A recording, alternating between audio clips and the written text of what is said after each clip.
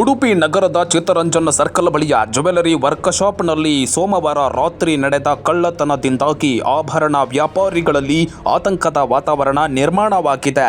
ರಿಫೈನರ್ ಎಂಬ ಹೆಸರಿನ ಅಂಗಡಿಗೆ ನಕಲಿ ಬೀಗದ ಸಹಾಯದಿಂದ ಒಳನುಗ್ಗಿದ ಕಳ್ಳರು ಡ್ರಾಯರ್ನ ಬೀಗ ಮುರಿದು ಚಿನ್ನದ ಕಟ್ಟಿ, ಗೋಲ್ಡ್ ಲಿಕ್ವಿಡ್ ಸೇರಿದಂತೆ ಸುಮಾರು 600 ಗ್ರಾಂ ತೂಕದ ಅಮೂಲ್ಯ ಲೋಹವನ್ನು ದೋಚಿಬಿಟ್ಟಿದ್ದಾರೆ.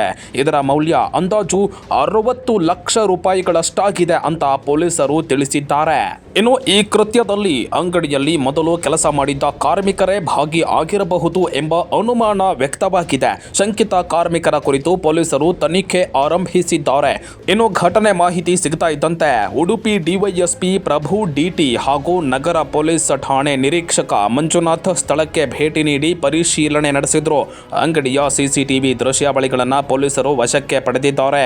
ಕಳ್ಳರ ಗುರುತು ಪತ್ತೆ ಹಚ್ಚೋದಕ್ಕೆ ತಪಾಸಣೆ ಮುಂದುವರೆಸಿದ್ದಾರೆ.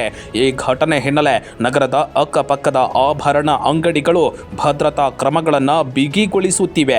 ವ್ಯಾಪಾರಿಗಳು ಕಳವು ಪ್ರಕರಣದಿಂದ ಆತಂಕಕ್ಕೆ ಒಳಗಾಗಿದ್ದಾರೆ. ಸಾರ್ವಜನಿಕರಲ್ಲಿಯೂ ಭಯದ ವಾತಾವರಣ ಸೃಷ್ಟಿಯಾಗಿದೆ. ಉಡುಪಿ ನಗರ ಪೊಲೀಸರು ಪ್ರಕರಣ ದಾಖಲಿಸಿಕೊಂಡಿದ್ದಾರೆ. ಶೀಘ್ರದಲ್ಲೇ ಆರೋಪಿಗಳನ್ನು ಬಂಧಿಸುವ ವಿಶ್ವಾಸ ವ್ಯಕ್ತಪಡಿಸಿದ್ದಾರೆ.